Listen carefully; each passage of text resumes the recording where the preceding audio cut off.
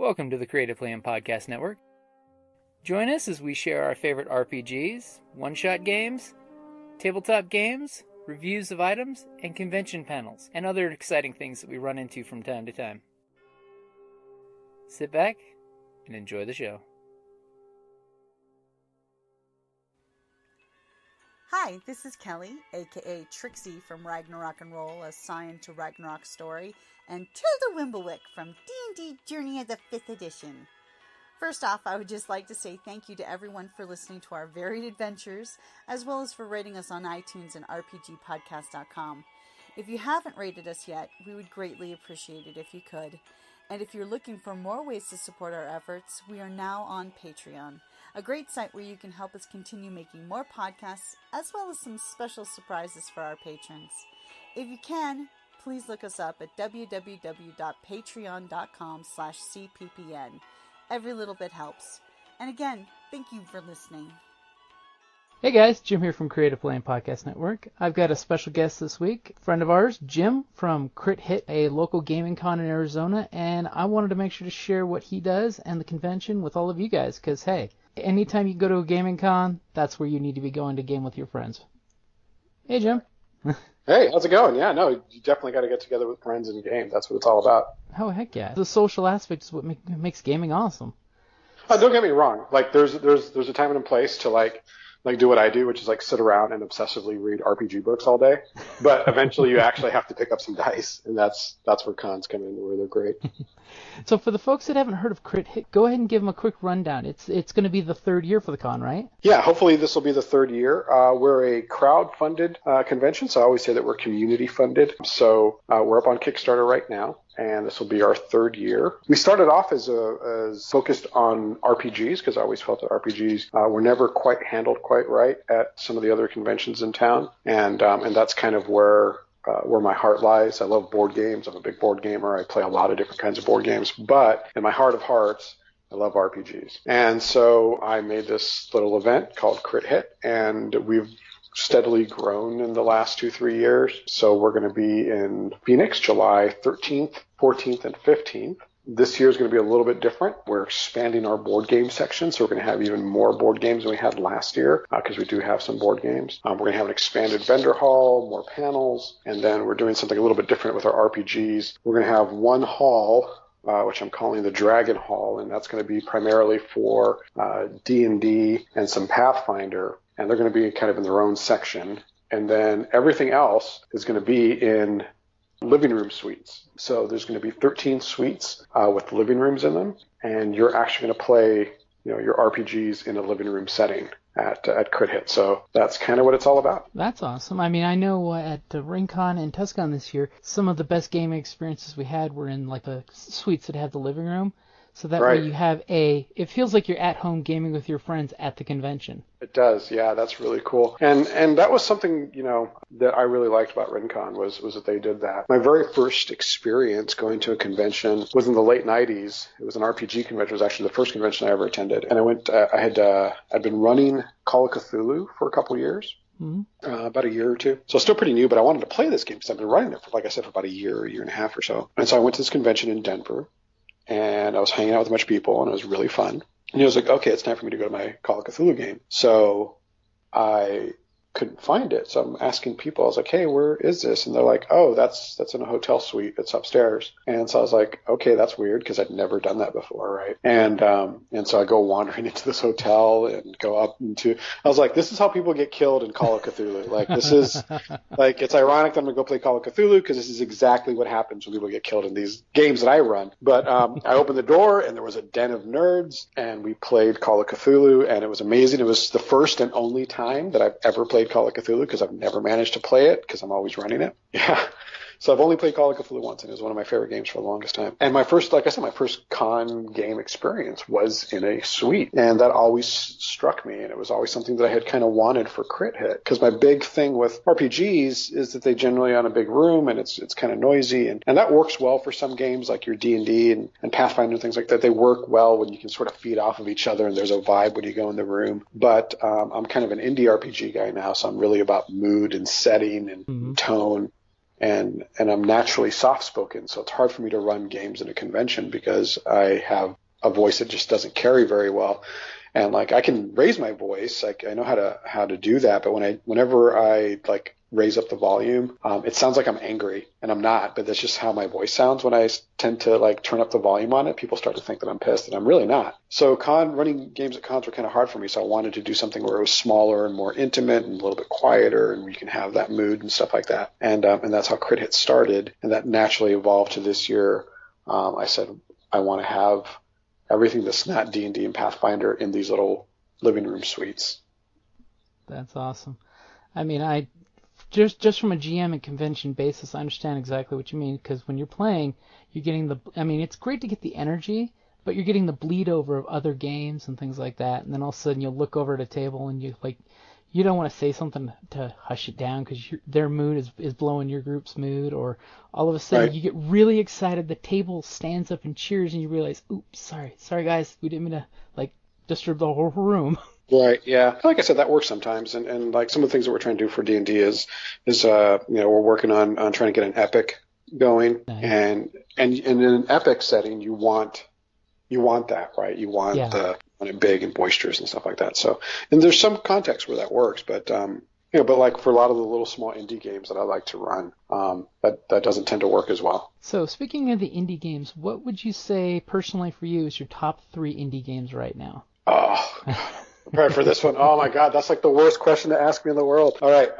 We can always go back to that one later. No. See, now you got me thinking. Oh my God, I was not prepared for that one. All right, let's see. Top 3 right now, like today. Mm-hmm. Okay, if it was today, see, because I have like if it's the year, I got the year, but like if we're talking today, 7C. Gotta love that one. Yep.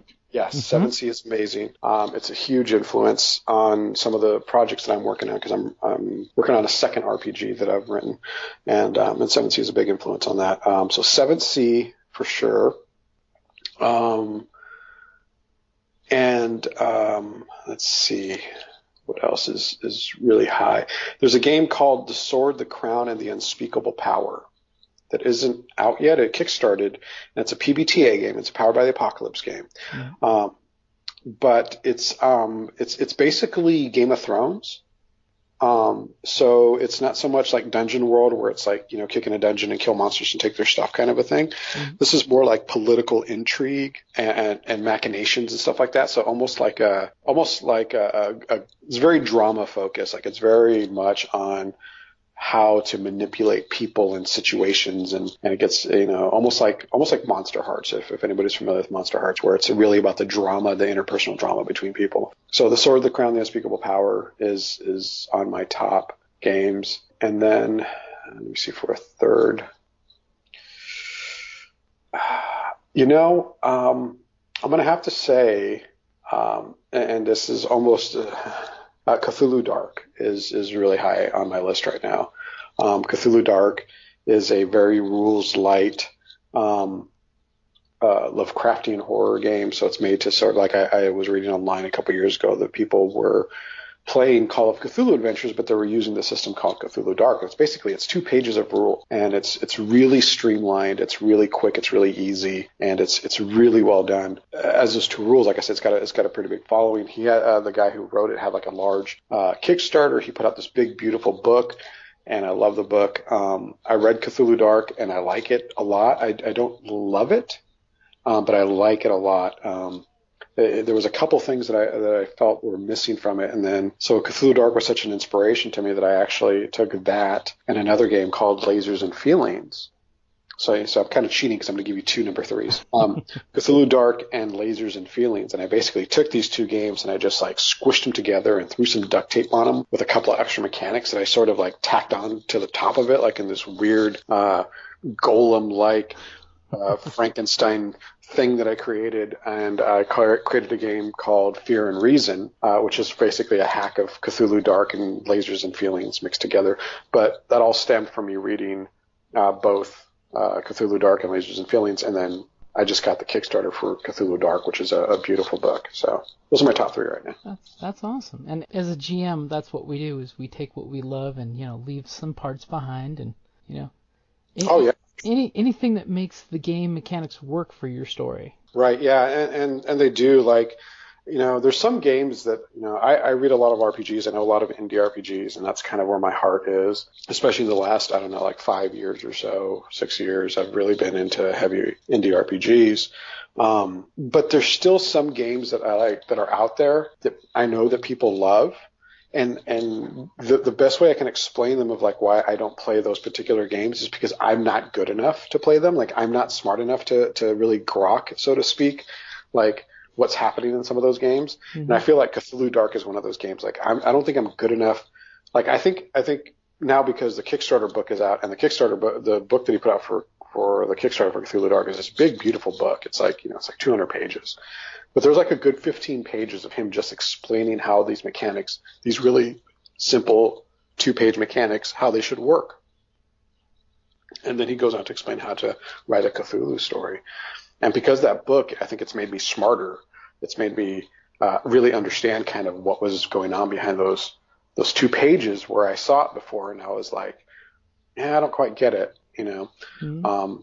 Because I think it was just kind of above my skill set as a GM to really understand how these, super heavy narrative games operate.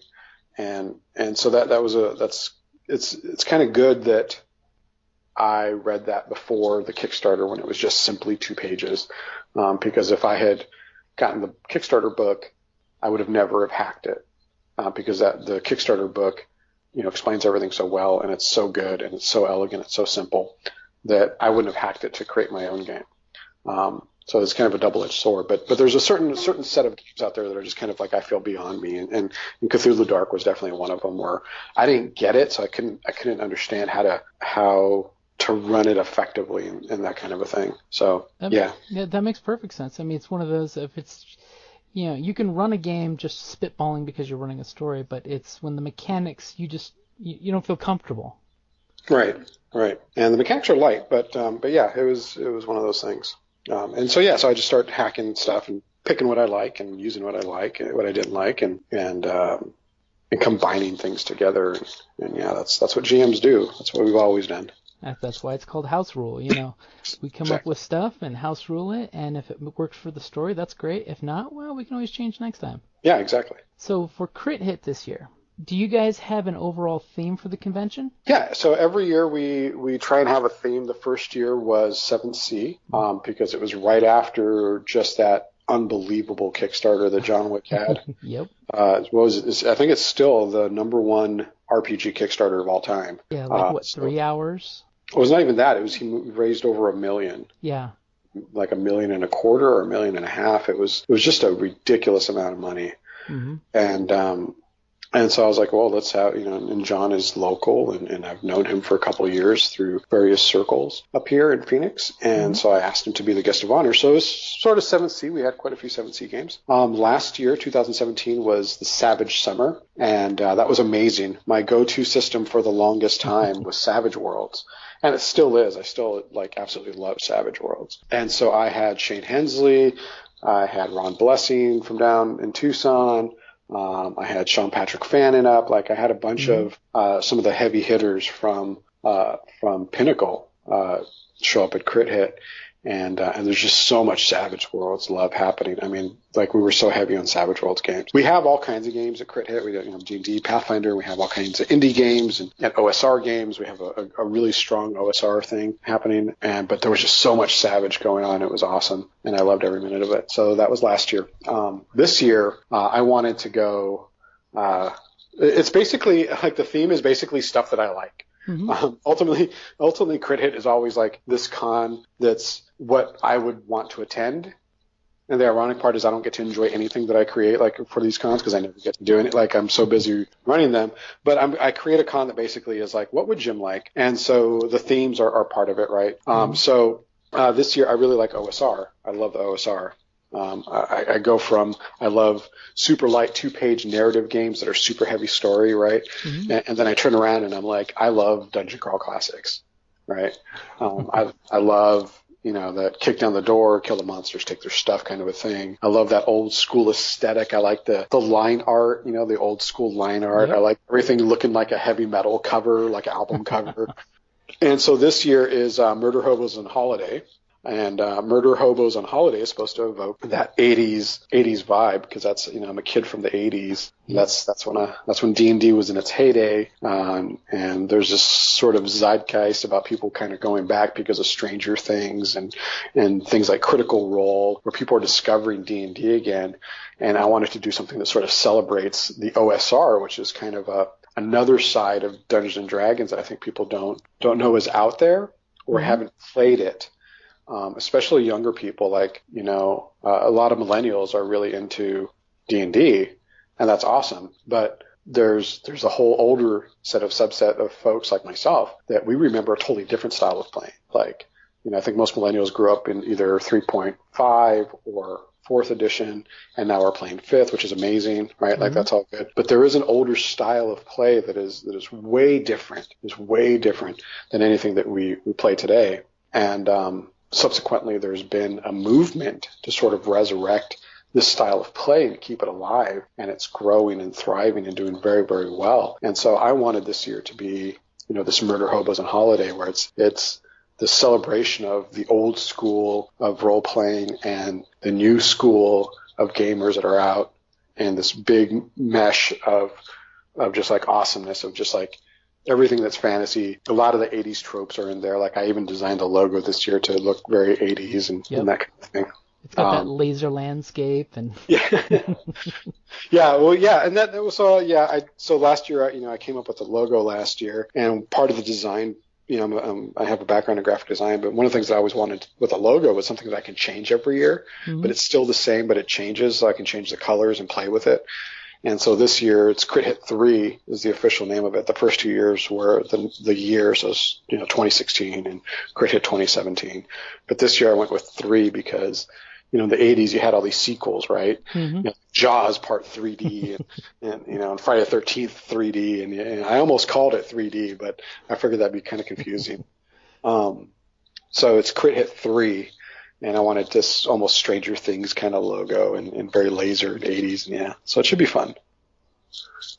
Yeah, and of course, the Crit Hit, meet, learn, play, the classic, that's exactly what the convention is. You meet new people, you learn how to play new games, and you just have fun and play.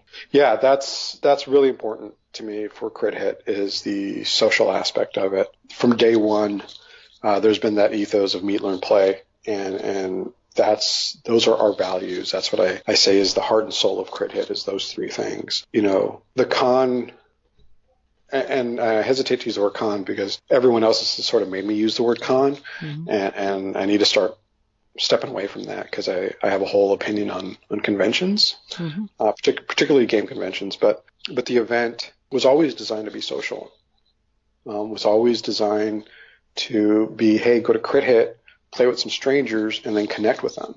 You know what I mean? Like, grab some phone numbers, grab some emails, start Facebooking each other, and then outside of the con, start playing some more games. Because a big part of it is finding a group, right? It's finding a GM, it's finding players, finding somebody who understands the game that you want to play, right? Like, I like all these weird games that nobody's ever heard of, but they're being played at Crit Hit, right? And it's like, well, if I know that, like, there's 2 other people or 3 other people that are really into Dungeon Crawl Classics, then I want to get their number, or get their email or something, and message them and go, hey man, we need to play some more DCC sometime. Exactly. And that's kind of how the con is run. The games, even the board games, are set up on 4-hour blocks. Board games are set up on 2-hour blocks, but no matter what, at the end of 4 hours, even in board games, every 4 hours there's a 1-hour break where there are no games being run. See, that's good. So you're not having overlap between one running long and one, wanting to start on time. That's a really good way of doing it. Right, and so one was to prevent the overlap issue, but I still ask, GMs end on time. Yeah. The reason for that is because I want to give everyone a break, right? Like, grab a drink, go grab a beer, go grab a burger, and then sit and talk, like, hang out with these people, talk about what you just did, like, socialize. Yeah. I think we spend a lot of time on our phones. We spend a lot of time on computers. We're just connected all the time. And in role-playing games in particular, or any tabletop game is an opportunity to interface with another human. And I think that that's really important today. Mm-hmm. And so I wanted to build in a social aspect to Crit Hit where people can actually talk. And so that's why there's a 1 hour break between, like I said, go grab a beer and then sit and just kind of bullshit with your friends and be like, hey man, that was awesome. Like we're a bunch of ninjas and we just kicked the shit out of this dragon thing. And like, that's what's fun is having that camaraderie of gamers. Yeah, I mean, then you can sit there and have the no shit there we were moment, Right. Where all of a sudden it's like and that's one of the best parts of gaming is even if you just finished the game, you can reminisce about who had the coolest scene and cheer your teammates on of, dude, when you did this thing, it was freaking amazing, Yeah, yeah. Or you almost died. Yeah. I thought you were dead. My favorite are I thought you were dead. Like I thought that was the end of the game. Like I thought that was it. I was done. I'm gonna go grab some food. I'll be back in a couple hours. Yeah, I love that. I love that part of it, and that's always fun. Yeah. I mean, and it's true. I mean, so gaming is such a social thing and like when you're having snacks at your gaming table, you're basically breaking bread together. So you're having a social, communion of gamingness, and how can you not have a good time? And the beauty of the overlap too is that way game masters can talk to each other. Because like one thing I love with conventions is seeing different game styles of how different GMs can run the same game but completely different. Oh yeah. Oh yeah, absolutely. Which I always recommend anyone that's wanting to get into game mastering is go to conventions, play with different GMs, see how different folks have different styles. Oh yeah, that's a big thing. So I always look at, because I'm a GM. Mm-hmm. I don't get to play as many RPGs as I would like. I hear you there. But even if I had the opportunity, I still love running games Mm-hmm. more than I think playing them. And so I always look at things from a GM side, and I always tell GMs, like, if you're writing your own system or if you're a GM, you owe it to your players to know and have played in other systems besides the one that you run, because you're going to learn something. Oh yeah. If you're a D&D GM and you don't know why Savage Worlds works the way that it works, like you're doing a disservice to your table. Mm-hmm. If you're a Pathfinder GM and you don't understand how the principles and the moves for a GM work in Dungeon World, you're doing a disservice to your table. And conversely, if you're just into like Dungeon World and you don't understand the crunch of an OSR, the deadliness of like making a bad mistake with the wrong monster and then you're toast, you're doing a disservice to your table. You owe it to your players to be a well-rounded GM and learn all these systems and then do what GMs do, which is take what works to your table. And something like Crit is a perfect opportunity to do that. Oh yeah. I mean that and as a GM you can always try something new too. Like for convention games it's great because you can do one shot, so you can go completely out there, try something completely new and see if it works, and if it doesn't, well, it's a convention game. Next game we'll try something different. Exactly. As long as you're upfront with your players in that case though. Right, or sometimes you just try things, right? Like so.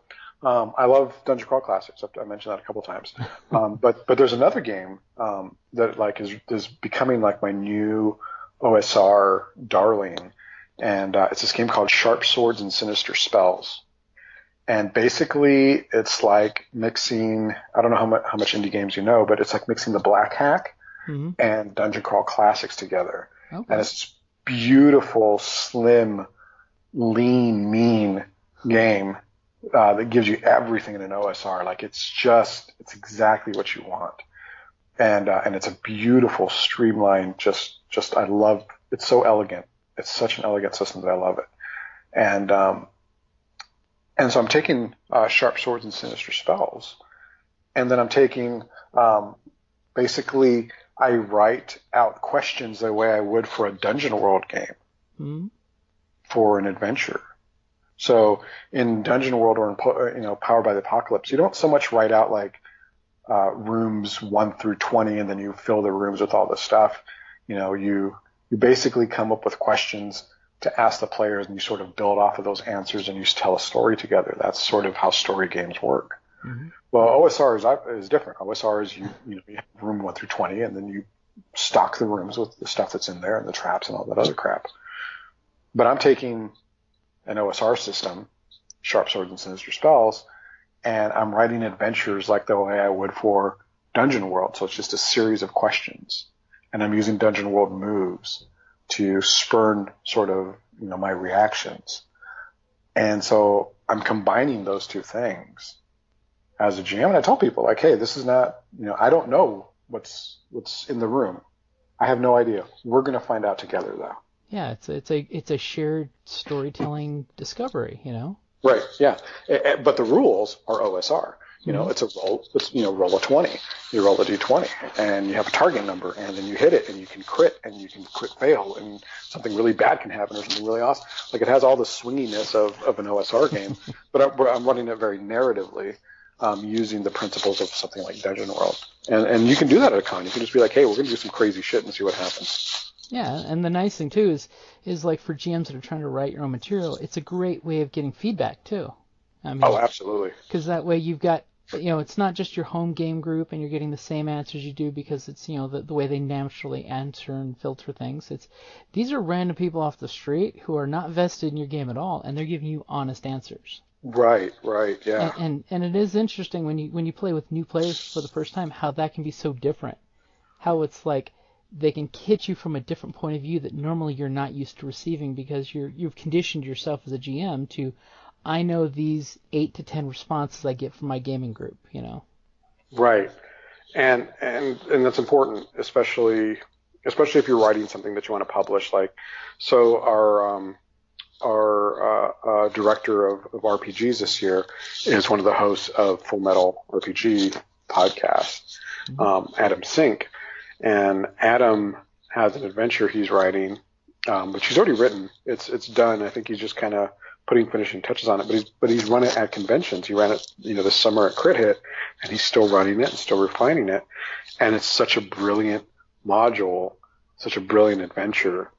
And him playing it at cons and getting feedback from just different people with different perspectives and different levels of experience. Like, I don't mean experience points like the character-wise. I mean like the actual person playing. Mm-hmm. He's played with veteran RPG players who played for 20 years, and he's also ran it for Crystal, who's my partner, and Crystal hasn't really played hardly any RPGs.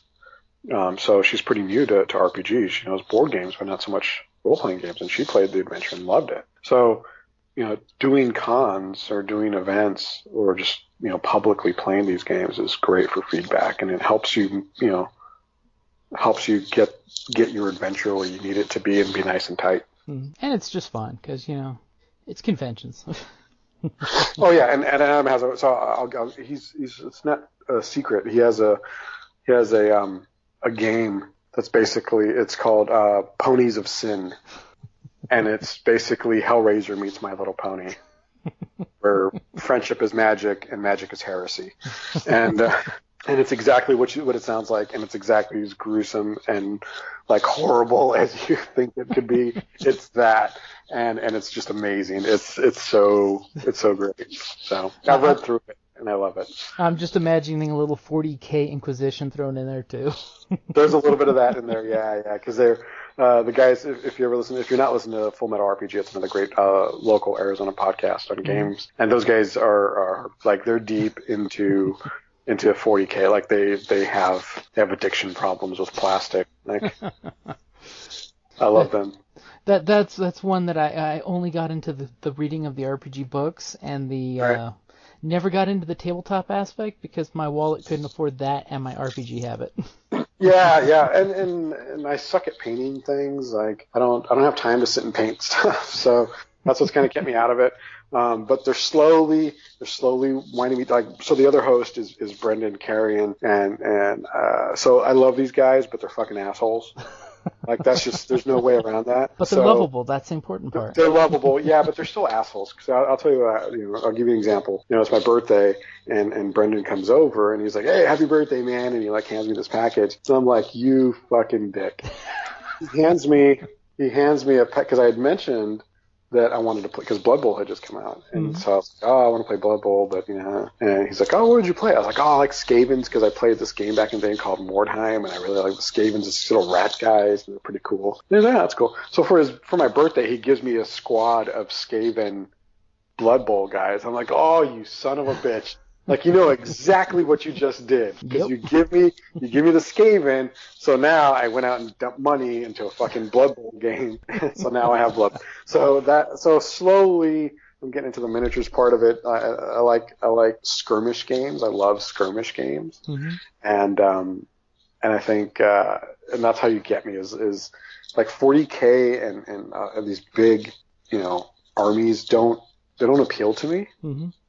But you give me a nice tight skirmish game with 10 minis. Oh yeah. And, that's so delicious. It's so sweet, and I love that. And so now there's more and more of these games coming out, which is great.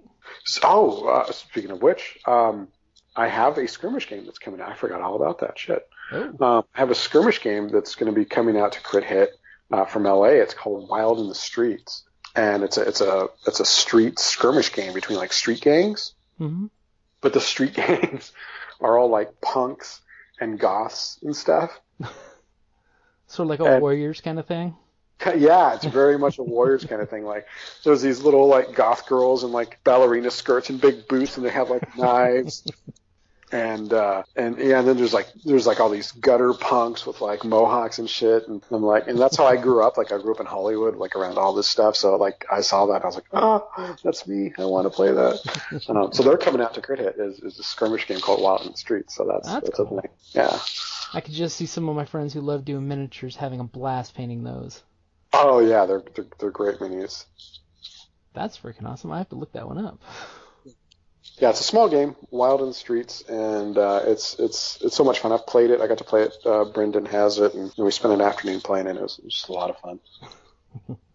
So, is there going to be any big special guests this year coming out that you can actually slip out and tell us about, or is it still close to the vest? It's a little close to the vest. So there's a whole strategy to the Kickstarter because we're crowdfunded. So first is kind of hey, we're out there, and so this week I'm really concentrating on the board game aspect because I think most people don't think of Crit Hit. They don't think of board games, but Crit Hit definitely has a plan for board games. And so this next week or so is going to be really talking about the narrative of the plan of board games, and then I'm also going to start talking about some of our guests. And they're a couple of them are not 100% final, but I will give you one is Zach Glazer. And Zach Glazer works for Frog God Games, and they do a lot of stuff for the OSR. And he's going to be coming out, and he's a brilliant writer, and he develops a lot of the product for Frog God Games. If you're into OSR, kind of old school, dungeon crawling kind of stuff, Frog God is one of the top publishers, in my opinion, for this types of adventures. That's what they do. You got Goodman Games who does Dungeon Crawl Classics. Their modules are top notch, and then but they're made for Dungeon Crawl Classics, which is a separate system. It's not quite OSR. Yeah. But if you're just going straight OSR, like you're playing, Labyrinth Lord or Swords and Wizardry or Black Hack or something like that, Frog God Games is definitely the top tier of publishers out right now doing just really incredible stuff. And so Zach's coming out for sure. That's cool. There's another guest who, so far everything is saying yes. I'm hesitant to say who it is, but let's see, what kind of hints can I drop? He's a big publisher with a tiny game, and this is a role-playing game. So he's a big name. He's made a big splash, but he has a tiny game, and he just came out with another tiny game, and it's not Tiny Epic Kingdoms. It's not that. It's not the board games. We're talking RPGs. So I'll let if you're really into sort of indie games, you can kind of figure out who that one is. I think Ben Warner's coming out. World of Dew. World of Dew and Cold Shadows, which is a big one that he's been working on. That he worked on was Cold Shadows. which is another PBTA game. And he's got a Western game that's coming out that's kind of based sort of on World of Do. Mm-hmm. It's got his own mechanic. We played at Rincon with him. Yeah. We always try to hang out with Ben whenever he's in Tucson. Oh, I love Ben. Ben's great. He's a great guy. John's going to be out running 7C again. And then there's a couple of other guests that I'm holding close to the vest. I'm getting ready to announce. So I just need to finalize a couple things. Because, of course, scheduling issues can always come up, so that is one of those things you have to, just in case. Yeah, no, for sure. Yeah, scheduling is definitely a thing, especially for us. But yeah, so there's definitely going to be some guests. This year there's not going to be quite as many guests. We're going to have a good amount of guests, but I'm really focusing on the play experience for Crit Hit. This is definitely like our most ambitious year that we've had, as far as like what we're trying to do with the convention. Yeah, that's great. I mean, after all, it is. It's a little nerve-wracking, but it's great. It is the trilogy now, so you got to come out hard and strong. Yeah, and so this year we're trying to raise 50% more money than we did last year, and so that's always nerve-wracking. Mm-hmm. But I'm pretty confident we can do it. We're already at 53% right now, and it's going to be awesome. What's the date for the Kickstarter? What is it going out until? It's going out till March 3rd. 27 days left as of the 3rd of February. Yep, 27 days left, and we're 53%. And so there's a couple things that happened when that Kickstarter went live that I guess this was kind of a failure on my part to really get the word out. I mean, I got the word out that the Kickstarter was live because we hit 50% fairly quick. But three things happened. The Kickstarter went live. Room reservations were open because we have a special con rate. So we have it's $85 for a room, and that's a living room suite. So that's a heck of a deal. Yeah, it's a really great deal, and that the couch in the living room pulls out to another bed, so it's almost like having two bedrooms basically for $85. And then the third thing was GM signups. So the GM signups have been live since day one of the Kickstarter. And so I'm going to be pushing those other two things a little bit more, where people kind of become more aware that, hey, by the way, sign up for some rooms. Because you're going to want to get a room for Crit Hit because it's a different kind of a thing, man. You want to hang out and you want to go have some drinks, and it's probably better just go and crash in your room. Oh, heck yeah. And then for GMs, as usual, this is kind of standard for us. GMs do not pay to get in a Crit Hit ever. That's not a thing. If you run 8 hours of games, if you want to run 4 RPG and 4 board games, that's cool. However you want to mix it up, just 8 hours. Mm-hmm. If you do 8 hours, you get your badge and another badge, so you get 2 badges and a pint glass. Because if GM, you probably drink. If you're a GM, you need to drink, or after the game, you'll definitely need a drink. Exactly. So GM pint glasses are going to be a thing this year, and so I had this whole thing last. So the first year they were like custom, they were handmade, acid etched glasses, and then last year I ran into a problem with the manufacturing of these things, and I had to switch. A lot of things were happening. I had to switch gears as far as like who was going to make them and how they're going to get made. And so finally, I didn't get them out to my GMs in time, sadly, but they're on order right now, and I should have them next week. But I have the 2016 glasses, which are going to be kind of I believe they're kind of like an orange color is what I got them. And so it's just the C, the Crit Hit logo. The Crit Hit logo is a C. And then this year's I'm going to do like blue and pink, because that's our colors. Mm-hmm. And so the idea is that like if you GM long enough for Crit Hit, you'll have like a set of like these multicolored logo pint glasses. The perfect addition to any at-home bar. I'm just saying. Exactly. Well, I mean, that goes kind of part of the whole like Crit Hit thing, right? Like, so Crit Hit is this year, definitely putting my foot down, is 18 and over. Mm-hmm. And that's been unexpectedly mildly controversial. I guess. That one surprised me. I mean, that's actually really important that we do bring that one up, that it is 18 and over. But honestly, as a GM, I kind of appreciate that. I mean, of course, then again, I'm in my 40s, and most of my gaming group ranges from 28 to 40. So.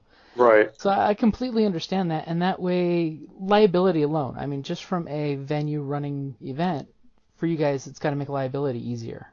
It does. It does make liability easier. And Crit Hit, from its inception, from day one, when I first started talking about doing this, was supposed to be a getaway. Mm-hmm. I'm in my 40s. I have kids, I have a job, I have all the trappings of life, and I wanted something, as a parent, and like I said, I have kids. As a parent, I don't know if you have kids or not, but as a parent, you give up a lot of yourself.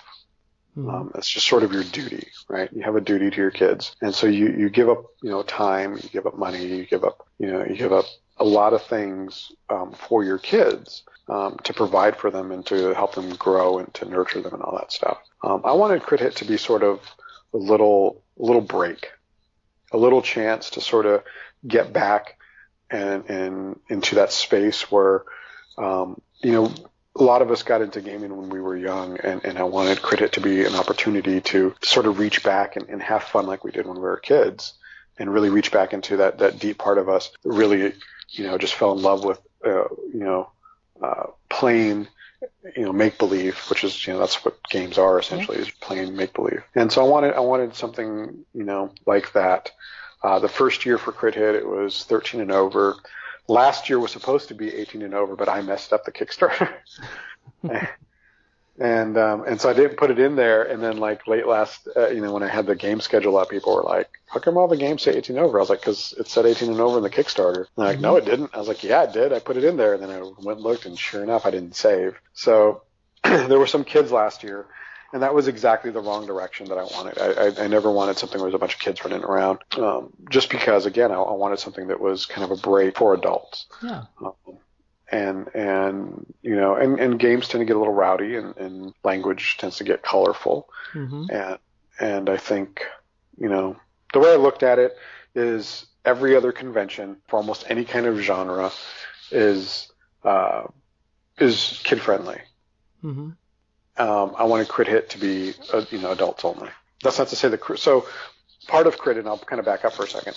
I want Crit Hit to be adults only, so 18 and over, adults only. A big consideration for the venue has always been how close is there a bar? Mm-hmm. Right. So like this year, literally, like where all the board games and vendors and panels and all that, it's right next to, like it's attached to the bar. Like it's 50 feet. If it's 50 feet, I'd be surprised if it's 50 feet, but it's like the bar is right there. And that was important. It was like, go get a beer, hang out, right? You get sacked by the robber baron, you go drink it off, Exactly. Exactly. But Crit Hit is also, in the last, 3 years, is also grown, in fits and spurts, but we're a small community, mm-hmm. and it's not just the convention. I do small game days throughout the year. So like in October this year, we had Sanity Lost 2, and Sanity Lost 2 was a day of horror board games and RPGs over at Boulders on Broadway in Tempe. So we took up like this top floor of this bar, and we all had beers and burgers and played games all day. Mm-hmm. And that's the second year that we've done that. And then this year in November, we had something called Crit Hit Presents Dead and Breakfast. And Dead and Breakfast was, we took over a haunted hotel in Bisbee. The Oliver House. The Oliver House, yeah. We love that place. Yeah, so we took over the Oliver House, like literally took it over. Like that was, every room we rented out, right? And we sat around all weekend and just played games in this haunted house. And it was amazing. Last year we had like a charity event that we did called Sleigh Bells, SLAY. This year, there's a couple of small events that we want to do. So the next one up is in March. We're going to do something called Tiny Epic Fest. Mm-hmm. And Tiny Epic Fest is a celebration of the Tiny Epic line of board games. And because I love these games, but I never get to play them. So I'm like, well, fuck it. I'm going to have a game day where that's what I'm doing is I'm playing these games. So we're going to have a game day called Tiny Epic Fest, and that's kid friendly. It's important to be kid friendly, and it's also going to be kind of like a potluck. Like I'm encouraging people to bring like mini food, anything that's like small, like those little mini cupcakes or the little little sliders or whatever. Like I want like mini foods for Tiny Epic Fest, and so that's kid friendly. I'm working on setting up a role playing day for parents and kids to play together, because I think that's important. As much as I want Crit Hit to be adults only, I'm also a parent, and I also want to set up some of these other events that are kid friendly, because I think playing games with your kids is an important bonding experience. Oh yeah, it's huge for and after all, you got to start them young. I mean, exactly, and you got to start them young. And I think it's a great opportunity to sort of bond with your kids in a very memorable way. Again, I'm middle aged. I'm not going to be around forever. And when I'm gone, I would like my kids to have memories of like going on these epic raids and slaying monsters and being heroes, with their old man, right? Like that's what's going to be left of me once I'm gone. And so that's important to me to create these memories with these kids, and give them a foundation and let them know that they're important and stuff like that. And so I have a strong belief in gaming with kids, but I also think the parents need a break. Yeah. So Crit Hit is that break. It's a great adult gamecation, where you get to go game and vacation at the same time. Well, yeah. As a matter of fact, so I caved into sort of peer pressure because everyone keeps calling it Crit Hit Con, and so I even label it as Arizona's Tabletop Gaming Convention. I think after the Kickstarter is over and once the actual official things start coming out for Crit Hit, I'm done using the convention title. I think con and conventions, I think they need to die. Especially currently, things are changing a lot in the convention world. Oh, absolutely. Yeah. And I think the current state of what a con is needs to go away. I don't think it's good. I think it works for some people and it works for some conventions. I think for what Crit Hit is, I don't think that works. And I don't want to use the term con anymore. So, going forward, most likely starting this year and definitely if there's a 2019, it's going to be Gaming Retreat. That's a good one because it is a weekend getaway. I mean, it's a weekend getaway. Yeah. And it's social and it's not about, old school. So there's I have this whole sort of Last Jedi mentality about things lately, because I'm on the fence at that. I think that's one of the greatest Star Wars movies ever made, simply because the message in there was a brilliant one that I think got lost. And the message is that you have to sort of, let go of what you think things are supposed to be. But at the same point in that movie, the original text survived, right? Meaning they're gonna build a new generation with the foundations of the past to create something new. But don't let the past be a prison. Exactly. Yeah. And that's kind of where I'm at, where I'm like, conventions need to die. We need to go back to almost the roots of what conventions used to be like in the 70s, right, in the early 80s, and then build sort of new models with those principles.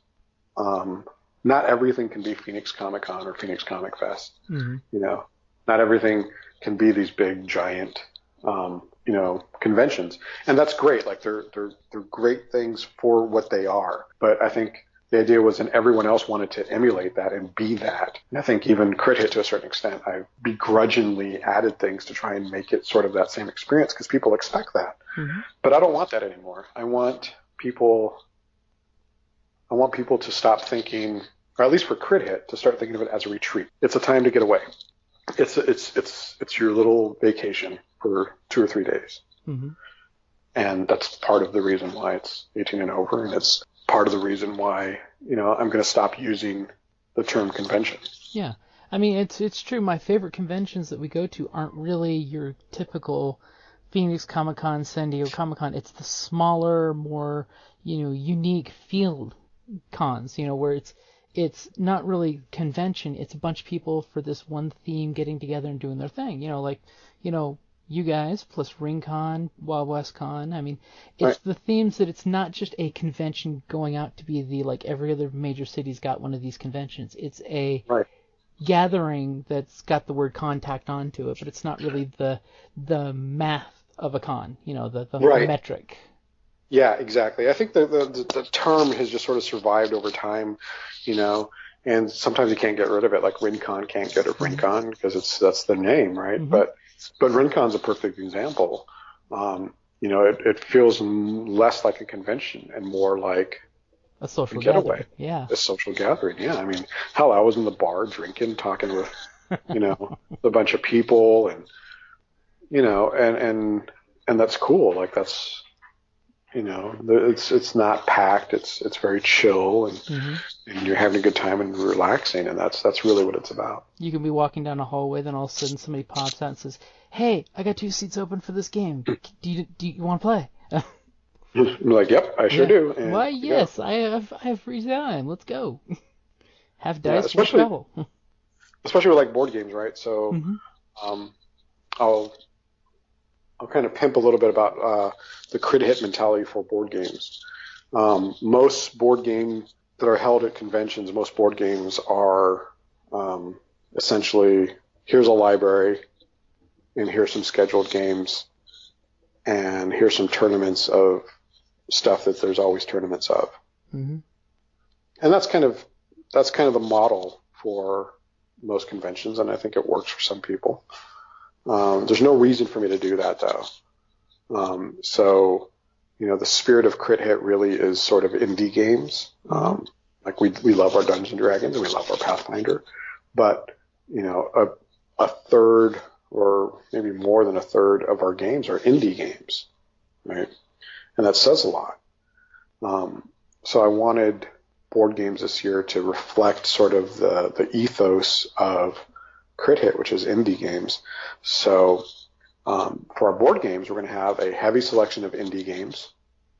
So indie board games, like all these weird little board games pop up on Kickstarter that are really cool. Like that's kind of what our bread and butter is going to be. Mm-hmm. The other part of it is, let's see, how can I say this diplomatically? I think board gaming in conventions works, and it obviously works because people like it and they continue to do it. But I think there's definitely a segment that is neglected. And board gaming in conventions usually falls, in my opinion, on 2 things. Your Euro gamers, right? So pushing a bunch of wooden cubes around trying to collect victory points. Mm-hmm. And your kind of like your old standbys, like Ticket to Ride, right? It's sort of like these games that everyone plays. Like there's always Ticket to Ride. There's always, I'm trying to think of another one.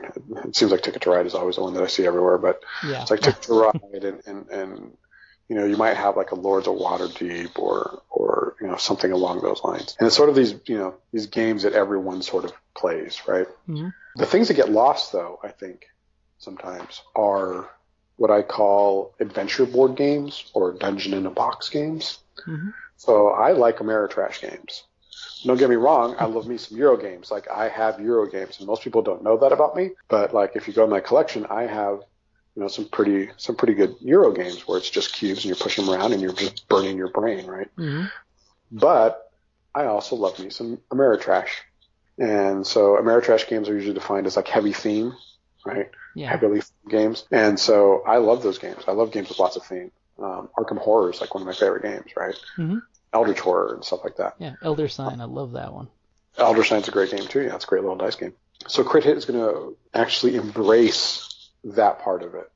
The part that everybody else sort of ignores for the big competition games and the Euro games is I'm going to embrace this sort of dungeon in a box and adventure game. So any game where you have like a character sheet, that's going to be kind of our jam. So we're talking like the D&D board games, we're talking Descent, we're talking Gloomhaven, we're talking any of these games, Mice and Mystics, any of these games where you have a character sheet and you're going on an adventure and telling a story through a board game. That's going to be kind of what we're going to be focusing on, as well as indie games. And that's great because that lets people try before they commit to buying. Because a lot of those games, they do have a little bit of a high price tag, but they're so worth it. Trust me, Yeah. with the quality you get, it's so worth it. But a lot of folks are hesitant to buy it just from seeing it online and things. Now they can actually play with it, get into the game, see what a good time it is, and the fact that literally, most of those are a great example of if, like, say your game group doesn't all make it. You bust out that Right. box, you can have a one-night shot with this game and have a blast playing it. Right. No, especially stuff like D&D, right? Yeah. D&D board games. Yeah. So here's what we're going to do with D&D is I'm going to give you one better. So the D&D board games typically have a campaign attached to them. It's about 12 games, Mm-hmm. right? And if you've ever played any of these D&D board games, you know that one adventure, one scenario, if you will, of the campaign, if you know what you're doing, you can play it in about an hour. Mm-hmm. Sometimes a little less. So what we're going to do at Crit Hit is we're going to take some of these games, like a D&D board game where I'm working on it with one of my friends. We're taking the campaign, which is like 12 scenarios, and we're going to cut it down to 8. And then we're going to split that in half. So Saturday, in one RPG block of 4 hours, you can sit and play D&D as a block for 4 hours, and it's the first half of a campaign. And then Sunday you come back, and there's another block of 4 hours, which is the last half of the game. So you can play an entire campaign. You can play the entire box set in one weekend. That's a great way of doing it. And that way, in case people coming and going, you can, if you're committed, you can sit through and go through the entire thing, which is great. Right, and you don't have to do it all at once. It's like Saturday I'm going to play D&D 5th edition, on Saturday, and then after that I'm going to play a D&D board game, and then at night I'm going to maybe play another game. I'll play Call of Cthulhu or something like that, right? Mm-hmm. And then Sunday I'm going to do the same thing. I'm going to play some Dungeon Crawl Classics in the morning. In the afternoon I'm going to finish that D&D campaign, right? So that's the whole idea, is that you can play through an entire campaign in a weekend. Which that's a great way of doing it, because that way you get the complete sense of completion, that you actually did the whole set. Right, yeah. And then even at night, and I'll kind of segue into some of the night stuff about Crit Hit, because I know we're getting short on time. At night, Crit Hit also, last year, we had the guys from Crazy Make 'em Ups come out. And Crazy Make 'em Ups is this cool party game that if you're drinking, it's better. You want to drink while you play this game. I'm not saying that gamers are alcoholics, but I'm saying that beer is fun. And so Crazy Make 'em Ups is basically like this really crazy drinking game. It's a mix of I can't even describe it. You have to just do weird stuff with objects and it's like part charades and it's crazy. And it's a lot of fun, and they had a blast last year, so this year they're going to do it again. So at the end of the night, before that last block of games, there's going to be Crazy Make 'em Ups. Then if you don't want to play the last block of games, that's cool, because we're going to do like what we did last year. Last year we had something called Roll and Lol, which was a full-blown comedy show at the end of the night. Because, of course, that's another thing, too, is the convention's got more than just games. I mean, you do have the vendor hall. The vendor hall. Mm-hmm, which is great, because that way you can find some of the indie games for sale from their vendors. Exactly. Which there's nothing more fun than playing with the GM, and he can say, the book is available downstairs. Go get it. Exactly. And so we're gonna have the big comedy show. That's part of our track of panels. So Saturday night's we're gonna have a big comedy show. Like I said, we're gonna have panels. You mentioned the vendor hall. I'm doing something a little bit different for my vendor hall and my panels. Mm-hmm. Vendor hall and panels are free to attend. See, that's cool. Yeah. So even if you don't want to play a game, but you want to go and pick up some stuff, or you just want to go socialize, or you just want to sit down on the panel, come sit in on the panel. It's free. It's still 18 and over. If you're under 18, you have to be with an adult for that. But that come shop. Come shop, come have a drink with us. You know what I mean? Watch a panel, hang out.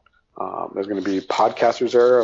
Hopefully you're going to be doing like a podcast there. I don't know. We haven't talked about that, but bring your shit down, record a podcast.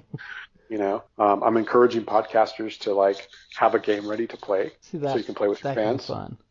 Right? Yeah. Yeah. If I listen to your podcast, I want to go play with you. You know Heck what I mean? Yeah. Be cool.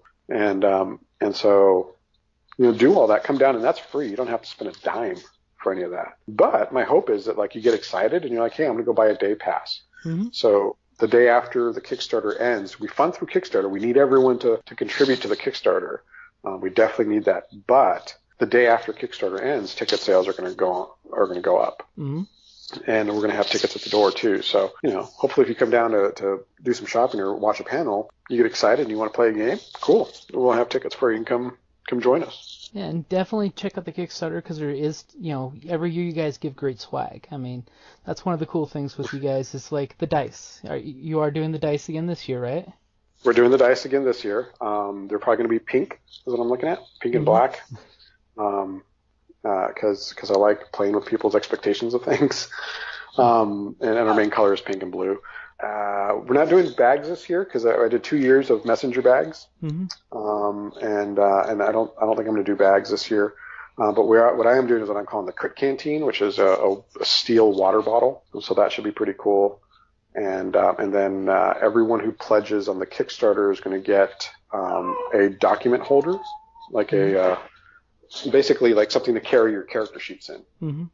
Little plastic folder with a Crit Hit logo on it. Which is great for keeping all your game stuff nice and in one place. Yeah, so that's some of the swag. And then part of the perks of pledging to the Kickstarter is when signups, so all the signups are going to be online, Kickstarters are going to have first dibs at all the games to sign up. That's a great way for rewarding patrons. Exactly. So you're kind of like a VIP, right? So you're going to be, and same thing like for the panels, there's going to be like the first row of chairs is going to be for backers. And then the first people who get to sign up for games, when I open up the games, it's going to open to the Kickstarters. If you're a Kickstarter, you'll be able to access the online registration. And then that you'll have I haven't decided how many days, if it's going to be 10 days or 7 days. But it's going to be between 7 and 10 days. I still have to work out the logistics with the software and the dates for everything. Mm-hmm. But it's going to be between 7 and 10 days where you're going to have a window before the general public does to sign up for games. That's a great way of scratching their backpack, of the hey, quick sign up. Yeah, exactly. It's $45 for 3 days, which is Friday, Saturday, Sunday. That's a great price. I mean, that's as price points go, that's an amazing price for getting into any major event. Right, and I wanted to keep it low, and I think for what you get is for a Kickstarter, it's not only the 3 days, but you get the dice and the little document holder too. Mm-hmm. So that's and a week's lead time on signing up for games. Yeah, so that way you won't get left behind. Exactly. Because after all, that's the hardest part is the day they unlock the games, everybody signs up. Yeah, and you'll be competing with everyone else, but you're on the same level as everyone else who backed. So, and I'll let people know, like, hey, games are going to open up, in 3 days, 2 days. I'll do a countdown, so that way everyone's prepared. Good old call to action. Exactly. And hey, the way I always look at it with our friends with conventions and stuff, if the game you wanted to play is full, maybe you should run one too. Exactly. We're always looking for GMs, and we're going to do, I'm going to borrow a page from Rincon. So from the first year, people kept telling me to do this. One of my buddies, Jonathan, I'll give him the credit. From day one, he told me when I was even planning Crit, it was still in the planning stages of it, like 3 years ago. He said, you need to do basically a roundup the way that they do at Rincon and at what do you call it? The muster station? The musters, yeah. You need to do a muster. And I was like, I don't know if that works. And I was hemming and hawing it. And so this year we're going to do a muster because I went to Rincon and I saw it in action. I was like, oh my God, this is brilliant. Mm-hmm. It is brilliant. Yeah, we've gone to Rincon every year except for the year it didn't happen. And my friend Ron, he's heading the muster station last year, and it was flawless. I mean, it was you show up, you get in line. Like last year, great little story is we were signed up to play 7 Seas. Mm-hmm. Unfortunately, the GM it's sick at home. He didn't make it out to the con. John goes walking by because he had a little booth where he's selling his near the muster station, and he's like, "You guys are here for 7 Seas? Let's go to my room." And he literally rounded us all up, took us to the room, and we just came up with an ad hoc game right then and there in his room. Yep. It's like, how amazing is that? Just because he heard from the muster station that person running his game didn't show up, and let's go play a game, And Well, it's that, and it's also some people, there'll be like 6 people at a game, and when you have a muster station, the way that it works, and the way that we're going to do it at Crit Hit is the same way at RenCon. If you went to RenCon, is there's going to be little stations with I'm going to do probably letters or numbers, colors, right? So there'll be like blue and orange and purple, or A's or whatever. So you go to A when it's your time for the game, but before the game, you see everyone else that's lined up for all the other games. And if I'm in a game that has 6 people and I see another game that only has like 2, me personally, I'll go to the game that has 2 because I like smaller groups. Yeah, exactly, because you know that your GM's got enough group, so you can jump over and jump into something smaller. Exactly.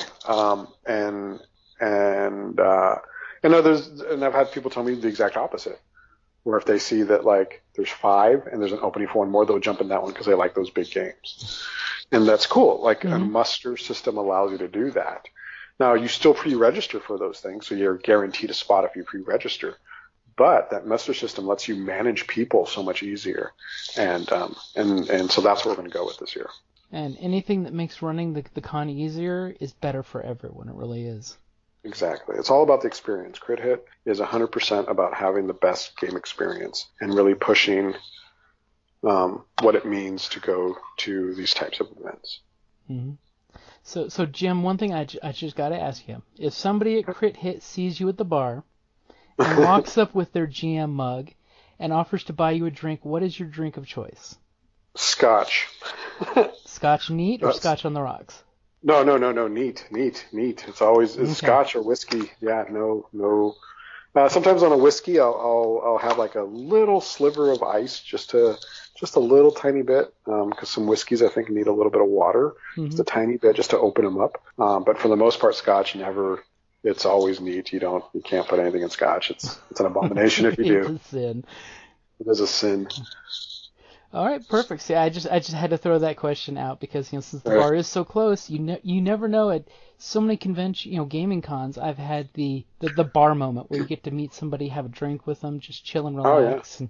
And that's one of the things we love with game cons is while you're eating or drinking, you can socialize outside of the game with someone you just met that day, and you've got a friend for life usually. Or like we always joke that even if I don't see you for 3 years and I see you a year later, I don't remember your name maybe, but I remember your face, and we have what we jokingly call con face. We know you, you're friends.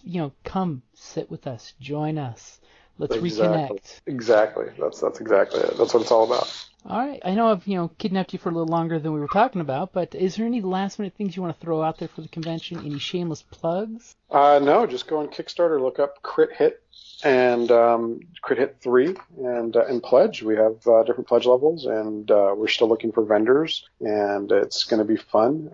It's our biggest year. It's the most ambitious one as far as like funding goes. So each and every person is helping build not only this convention, but the community around it. So all the smaller events, all these things, they all tie into Crit Hit, and people who pledge to that, you become part of what we lovingly call the Chaos Crew. And if you show up and you say you're part of the Chaos Crew, we'll know who you are because you got to sign in. You may get a button that has a cool little Chaos logo on it because we want to say thank you to everybody. Oh, there's a good little teaser there. And also, if I want to throw it out there just social media-wise, if you can't back the Kickstarter, please share the Kickstarter. Please mention it on social media. If you're a gamer, definitely bring it up to your gamer friends. I mean, definitely, yeah. Spread the word. There's more than one way to support, so just support in any way that you can. Absolutely. And one other quick question: do you guys do volunteers? I don't think we mentioned that, so I figured. Yeah, most of the volunteers are going to be like for GMs or for panels. And so that link is up on the Kickstarter. So, and I'll have that up on the website, which is crithitaz.com. Perfect, because I'm all about telling folks volunteer and help. It's all a community. Yeah, absolutely. All right, so I definitely want to thank you for being on the show. I mean, we'll definitely get this posted up on Monday and Tuesday on both of our podcasts for this week. Awesome. And Yeah, definitely... I have to get on. I have to get on and get in on one of those live plays. I want to play some. Oh, heck yeah, because we've been doing a couple Roll20s plus the AbTab groups trying to wrangle me to running a couple games on their group. So. There you go. There you go. So it's like, okay, I'll run some games online, but I really like running in person. It's my thing. I like seeing people's faces. Me too. But I'm getting to the point that I realize it's, maybe I'm holding on to something. I prefer to game in person, but you know what? Mm-hmm. If you got to sometimes deal with stuff, and I'm starting to. Times. Yeah. This is my old man grognard coming out. We're like, no, you got to be in person in front of a table. But I'm like, you know what, man? Like, I have to come to the realization that sometimes I'm gonna have to do it in front of a computer. Yep. Hey, as long as you're gaming, that's the important part. Exactly. All right, and Jim, thank you for being on the show, and thank you for coming up with this amazing thing, which is Crit Hit. I mean, especially this year, Murder Hobos on holiday. I mean, it says everything. Exactly. Yeah. No. Thank you, and hope to see everyone out there. Oh, definitely. And we'll of course talk again, and maybe I can grab you after the Kickstarter's finished and talk again about it. Oh, absolutely. Once some of those secret things can actually be spoken aloud. Exactly. And social media-wise, is there any place folks can follow you on the Facebook, Twitter, or a certain blog for Southern Arizona? So there's definitely your blog, the one that, if you know this podcast, you know where to go for this kind of stuff. But on Facebook, we're Crit Hit AZ, and also on Instagram. I'm trying to get better about Instagram, Crit Hit AZ on there as well, and then our website is crithitaz.com. And then just look us up on Kickstarter, also Crit Hit. Yeah, the exact title is Crit Hit! 3 Arizona's Tabletop Gaming Convention. Exactly. So definitely check it out and start joining conversation on the comments. Absolutely. See you guys then. All right. Talk to you later, Jim. All right. Thanks, man.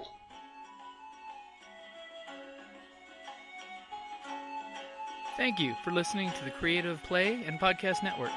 And feel free to enjoy our other shows, such as D&D Journey of the 5th Edition and Scion Ragnarok and Roll, a Scion hero to Ragnarok story. Thank you for listening.